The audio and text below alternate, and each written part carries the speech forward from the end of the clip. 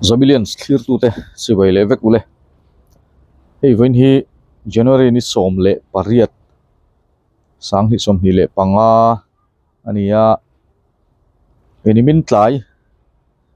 ni zan ani to ma so kang chu lama aizol veng lai li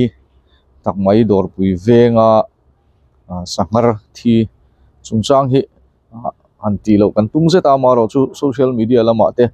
rin dan le rin thu le ngai dan chi sang sang mu tur tak nu la wangin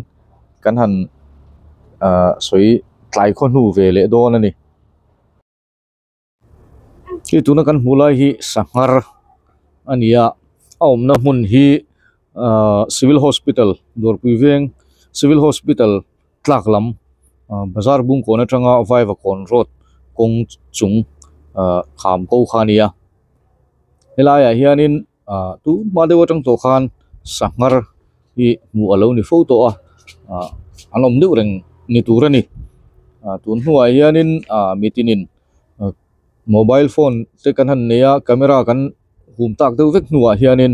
aron in lar changin thla lo la fu anom thina helaya hian sangar om thin ti po zau zokin kan hre chhota ani maya helai hian sangar hi tun hnaya om thar thut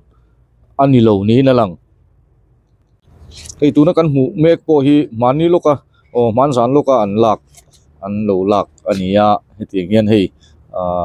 bazar bung kona tanga vai va kon road chukla kong chung maya khan tiang hianin akal kual vel an muwa than lo lani niwin tlai daruk le achan ve apel ret mai thei tia khanin helaya sangar la thin hi athi ti helai kan thenom nau ten min ron sila kan kom chaklok ani awangin keipo ka han chho ve a kong ko a chak kong ko watang in kong puya arong tla tha ni nan soya alo ta thalai te po mu an oma atira wa boy som hal mai an tuma amai ro chu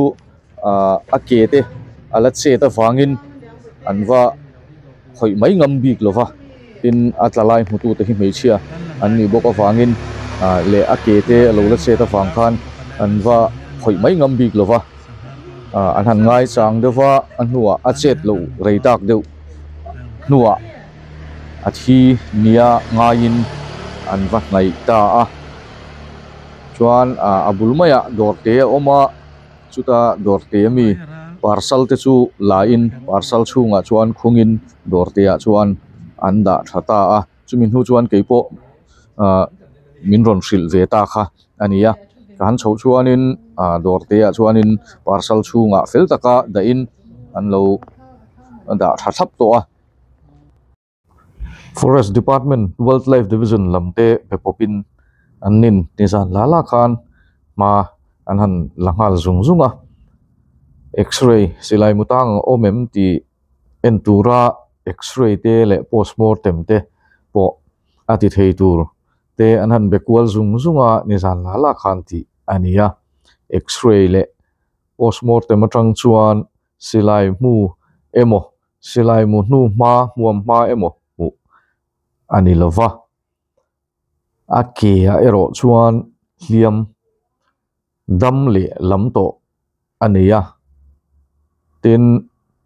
apumpui te le akochung lam pang athanga alandanin reitak chomu mal eito lo nia alan thu an soi boka tuna mai chuan he sangar thi chan takhi soi thei alani lo ani amai ro chu he sangar thi dan chungchang hi chui chui zel ro an tum thu Forest Department ho tulam chuan an soya wain lama FIR thepo an thelu don ni in an soi ani soi to ang khanin helai civil hospital thang bazar bung ko na tanga vai va kon road dorpui west kan ti mai dorpui veng chung hianin sangar hi tun ma tang tuinan lo mu fo to an ron in lar zo zo fo wa tun hnai ron om thar an ni lo mela engzat nge chia ti po hi hriat ani lova tuna thita hi anu ania adang khilaya khianin anla omangem ti po hi hriat ani lova then katina an mu thin athan lo lak fu thin ate hi angai hlir ani hem ti pho kan shelova tin akung thlang lam te po hi ron kai chang an nei ni na langa man zan lo ka po hi kan then om mai kan in sir kan kom chara the hai ku nga hianin oma aron lona e kan then om pa te po in thla te po lo lak sak nge nge a so diang chuanin helai bora hianin sangar hi chu an mi khwal vak lo ani makang reng deuh mai chu helai khopui lai li tak mai ni si hi tin a chhaka civil hospital oma athanga motor kong pui lun tak mai ani boka khami in kar vela khanin hei sanghar hi an tlavel thin kha ani ti na nia makang reng deuh chu helai vela hianin hei sanghar lo po hi an musau zawa man deuh po khanin kilai kan kom sak mai a hianin kan gate chung stepa samai tha tlaiwar sakin om to boka tiang chuan helai vela hianin ran nung eng emo kho chunga kan hu tam vak si lo hi mu tur hi anom ve zau zau ani sanghar te po hi kan soi tuang khanin helai hian an mi khwal vak lova amai ro chu nok sak emo anom lem lo wang hian an nok lo wang hian helai naya cheng te po in an ngai mo han lem lova mi hring le helai vela ran tan po nok saka om lovin thatekin tikhan helai mi hring chen na bul hnaya an lo tlave ni maya nga in forest department lam memwa han report ang chi po kha helai naya cheng teril ruwa hianin om vak lo ani ber tin tun naya he sanghar hi enge ni sanghar ni chi lo anga soina te oma amai ro chu mizovina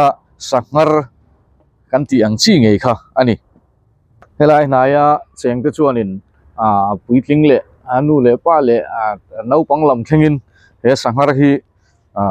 an lo hriat than to ni wangin an ui em maya amai ro chu ti ngei na om to silova adang ala omem ti hi hriat ani lova tren kat pe chuanin akop pui apa helai vela lo la cheng ve reng ri turin lo la om hlau sela o te anti hialani